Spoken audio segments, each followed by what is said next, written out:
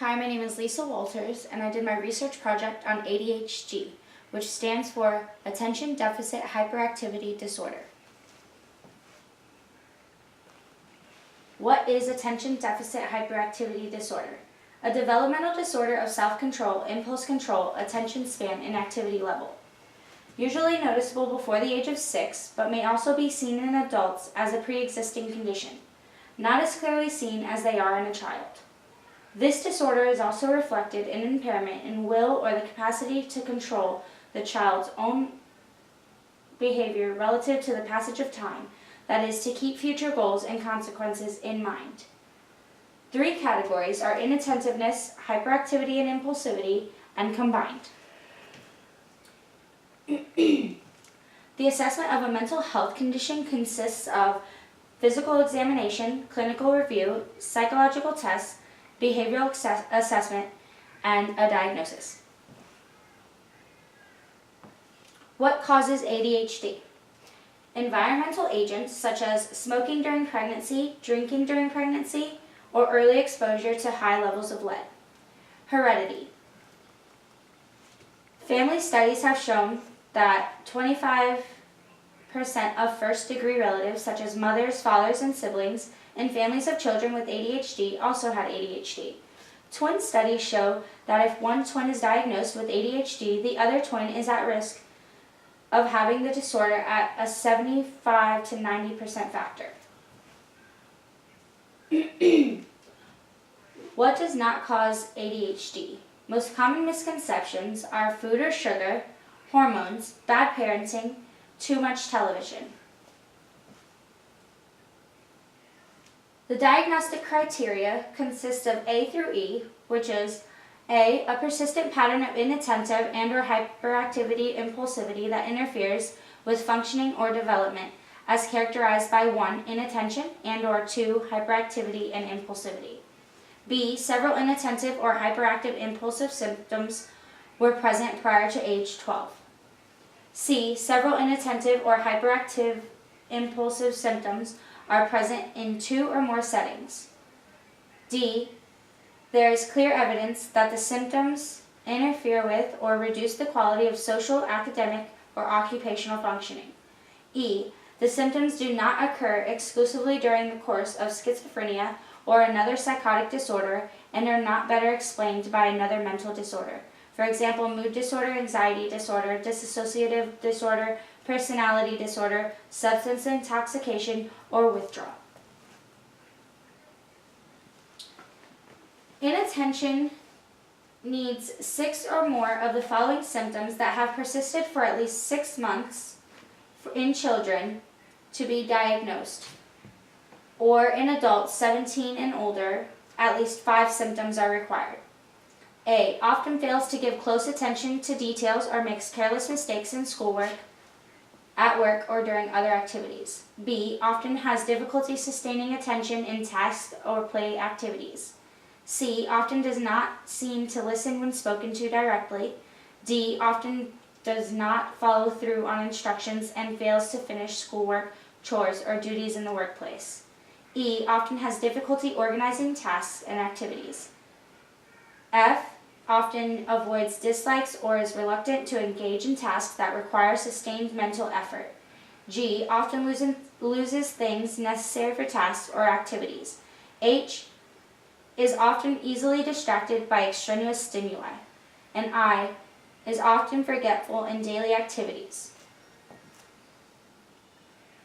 For hyperactivity and impulsivity, 6 or more of the following symptoms have had to persist for at least 6 months to be diagnosed in a child. In adults 17 and older, at least 5 symptoms are required. A, often fidgets with or taps hands or feet or squirms in seat. Often leaves seat in situations when remaining seated is expected. C, often runs about or climbs in situations where it is inappropriate. D, often unable to play or engage in leisure activities quietly. E, is often on the go, acting as if driven by a motor. F, often talks excessively. G, often blurts out an answer before a question has been completed. H, often has difficulty waiting his or her turn. eye often interrupts or intrudes on others. The prevalence rates of ADHD in the DSM-5 2013, 5% of children have been diagnosed with ADHD, but other studies show that rates have increased since then. Approximately 9.4% of children ages 2 through 17 have been diagnosed with ADHD in 2016. The percent of children ages 4 through 17 ever diagnosed with ADHD have previously increased from 7.8% in 2003 to 9.5% in 2007 and to 11% in 2011 and 12. The number of young children ages 2 through 5 who had ADHD at the time of the survey increased by more than 50% from 2007 to 2008 survey to 2011 and 2012 survey. The incidence rates are ages 2 through 5, 388,000 children were diagnosed with ADHD. Ages 6 through 11, 2.4 million children were diagnosed with ADHD. And ages 12 through 17, 3.3 million children were diagnosed with ADHD. The estimated number of children who have ever had ADHD are shown here. 2003, there was 4.4 million children. In 2007, there was 5.4 million children. In 2011, there was 6.4 million children. And in 2016, it decreased a little bit down to 6.1 million children. This is a video that's going to tell you about the signs, symptoms, and treatment of ADHD in children.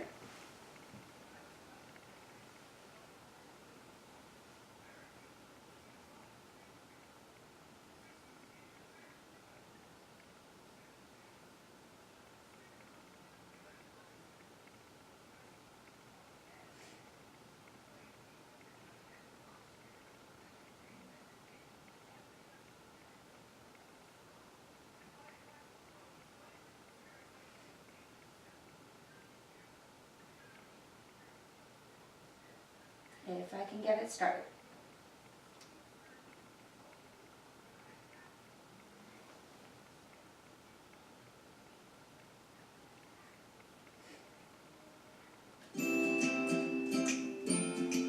Welcome to Children's Mom Docs. I'm Dr. Dara Harris. I'm a pediatric psychiatrist at St. Louis Children's Hospital. Today we're going to be talking about ADHD. One of the first questions I get asked is ADHD overdiagnosed? I think it's a hard question to answer, and the most important thing is to go to somebody you trust for the diagnosis. There really are standards. The main one is that ADHD affects all kinds of different aspects of their life. So things like rating scales should be taking place at school, potentially sports, and definitely at home. A lot of parents are hoping to avoid medication, and medication is a very personal decision for every family. There are some things that you can try before pursuing medication. Some of these include avoiding dyes, changing diet, and addressing sleep. If these are things that you can easily do as a family, I recommend trying them. But it's really important that we think about your child's overall functioning. For some children, it doesn't matter how many of those changes we make, they're still going to have trouble at school or at home or socially. In those cases, it really matters to talk to someone, again, that you trust. A lot of pediatricians feel comfortable handling the initial diagnosis of ADHD. If you have additional concerns, there are people like me who do more complicated cases or can answer additional questions. We have a collaborative care clinic at Children's Hospital that works with pediatricians to help them take care of their patients, especially with mental health issues like ADHD. Sometimes girls are actually diagnosed later or not diagnosed at all, especially if they have the inattentive type. Rather than disrupting the class, they tend to lose information.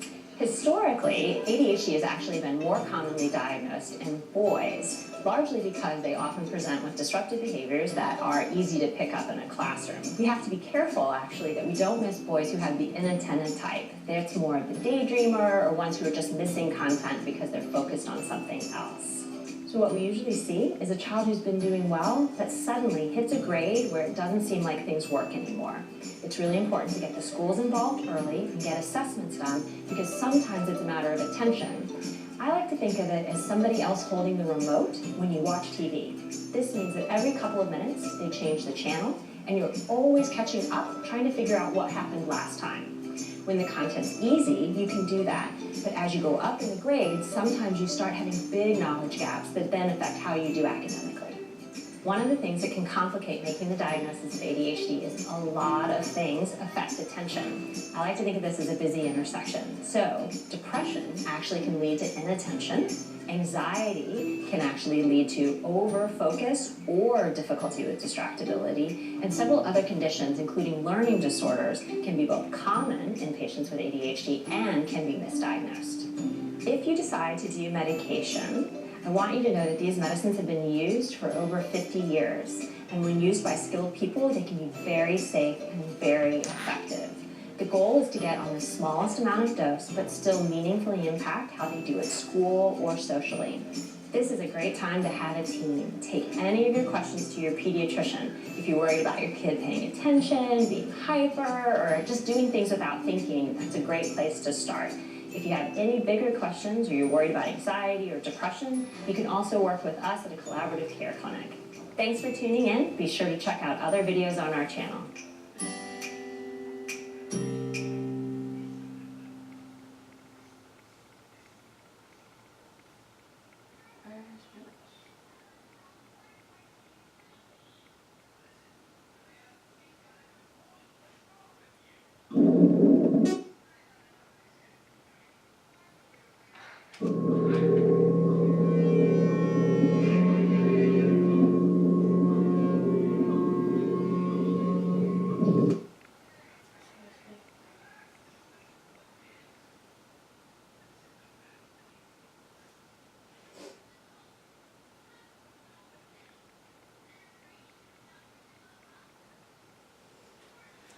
So on to comorbid diagnosis. There's oppositional defiant disorder, which is 50% of children is in 50% of children with combined presentation, and 25% of children with predominantly inattentive presentation. Conduct disorder, which is in 25% of children with combined presentation. Most children with disruptive mood dysregulation disorder also meet the criteria for ADHD, but it's a lesser percentage. Specific learning disorder is common with ADHD. Anxiety disorders and depressive disorder occur in minority of individuals with ADHD. Intermittent explosive disorder in minority of adults with ADHD. Autism spectrum disorder and Tourette syndrome.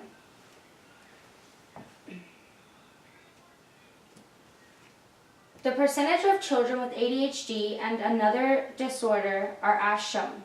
Any mental, emotional, or behavioral disorder is about 64%.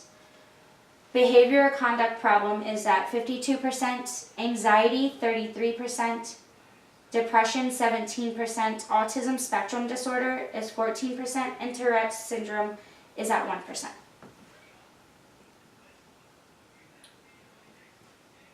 The medicinal treatments are considered stimulants, for example, Adderall, Intuniv, or Concerta. How they work is they increase the availability of neurotransmitters such as dopamine and norepinephrine to the brain, enhancing activity. The effect on the person taking them, it improves alertness and concentration, increases clarity and organization of the thoughts, and raises energy levels. The side effects can be anxiety, insomnia, loss of appetite, weight loss, increased heart rate, and jaw tremors. Other non-medicinal treatments are cognitive behavioral therapy, or CBT, which helps manage hyperactivity, impulsiveness, and inattention. Social skills training that helps them learn how to socialize in a calmer manner and try to make friends easier. Dietary supplements can be melatonin to help them sleep, carnitine, iron, zinc, ginkgo biloba. Making checklists helps with learning and remembering routines or steps to completing a task. Using a planner helps with remembering their to-do lists or assignments. A rewards chart, either at school or at home, gives motivation to children who get distracted easily and struggles to learn new skills. There's also parenting training, which teaches parents how to interact with their children differently to encourage desirable behavior and helps establish more positive relationships between parent and child.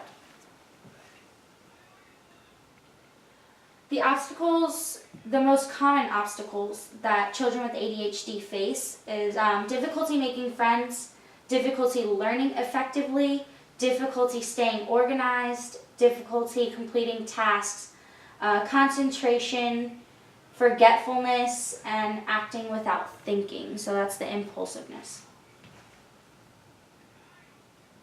In the family setting, it should be in the home. The parent should use checklists, reward systems, positive feedback, and keep routines to benefit the child with ADHD, as well as helping themselves as parents to live a less stressful home life. So here's an example of a morning checklist for a child that has actually a morning and a bedtime checklist. And when they forget their routine, what they're supposed to do, it also helps the morning and the night go a lot smoother and quicker, and there's no delays. Managing ADHD here it says there is a number of ways that parents can help their children to handle the condition. Create predictable routines, which right here is an example, to calm an ADHD sufferers. Schedule daily activities and keep them consistent. Make sure school timetables are clearly set too. Set clear boundaries and make sure the child knows what is expected of them. Praise positive behavior the right way. Give clear instructions, either visual or verbal, whichever the child finds easier to follow. Use an incentive scheme. For example, have a star points or a points chart where a child can earn privileges for good behavior. In the academic setting, the teacher usually determines the best educational plan for the student, whether it be an IEP, which is an individualized educational program, or a 504 plan. The 504 plan helps give the child extra time on tests, extra time in classwork, and also helps them if they need a fidget tool, or maybe gives them extra relaxed time or time away from work so that they can kind of wiggle their body, and so that then later on they can actually stay focused and they're not overwhelmed with the schoolwork and they don't get stuck, or they're not as disruptive in the classroom. The teacher then discusses it with the administration and the parents, where they have a meeting, and it involves everyone in the success of the child.